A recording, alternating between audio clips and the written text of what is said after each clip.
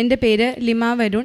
ഞാൻ കരിങ്ങാന്തുരത്ത് നിന്ന് വരുന്നു. കഴിഞ്ഞ കൊല്ലം ജനുവരി 15-ാം തീയതിയാണ് ഞാൻ ആദ്യമായിട്ട് ഉടമ്പടി എടുക്കുന്നത്. ഉടമ്പടി എടുക്കുമ്പോഴും എനിക്ക് ഹൈപ്പർതൈറോയിഡിസം ഉണ്ട്. അപ്പോൾ ഞാൻ ഹോസ്പിറ്റലിൽ ചെന്നപ്പോഴേക്കും ഡോക്ടറിനോട് ഞാൻ രണ്ടാമത്തെ കുട്ടികൾക്ക് വേണ്ടി ചെക്കപ്പിന് വേണ്ടി പോയപ്പോൾ ഡോക്ടർ എന്നോട് പറഞ്ഞു, ഹൈപ്പർതൈറോയിഡിസമാണ്, മരുന്നുകളൊന്നുമില്ല, പിന്നെ ഗ്ലാൻഡ് വലുതാവാത്ത കൊണ്ട് മരുന്ന് തരാനും പറ്റത്തില്ല, അതുകൊണ്ട് രണ്ടാമത്തെ കുട്ടീനെ പറ്റി ചിന്തിക്കുകയേ വേണ്ട എന്ന് പറഞ്ഞു. ഞാൻ ഭർത്താവിനോട് പറഞ്ഞു, നമുക്ക് എന്തായാലും രണ്ടാമത് മക്കൾ വേണം, അല്ലെങ്കിൽ നമ്മുടെ മോൻ ഒറ്റപ്പെട്ടു പോകും, അതുകൊണ്ട് നമുക്ക് ദൈവത്തോട് പ്രാർത്ഥിക്കാം, മാതാവിനോട് പ്രാർത്ഥിക്കാമെന്ന് പറഞ്ഞ് ഞങ്ങളിവിടെ വന്ന് ഉടമ്പടി എടുത്തതിൻ്റെ ഫലമായി ഞങ്ങളെന്നും രാവിലെ എഴുന്നേറ്റിരുന്ന് പ്രാർത്ഥിക്കും.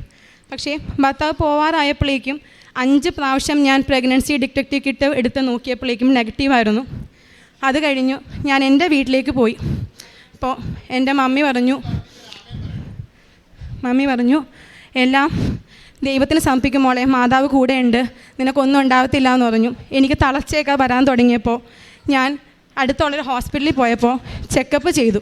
അപ്പോൾ ഡോക്ടർ പറഞ്ഞു, ലിമയുടെ കണ്ണ് കണ്ടിട്ട് എനിക്ക് തോന്നുന്നു ഗർഭിണിയാണെന്ന് തോന്നുന്നു, ഒന്ന് നമുക്ക് നോക്കാമെന്ന് പറഞ്ഞപ്പോൾ ഞാൻ പറഞ്ഞു 5 തവണ ഞാൻ ചെക്ക് ചെയ്തതാണ്, ഒരിക്കലും ഉണ്ടാവത്തില്ല എന്ന് പറഞ്ഞു.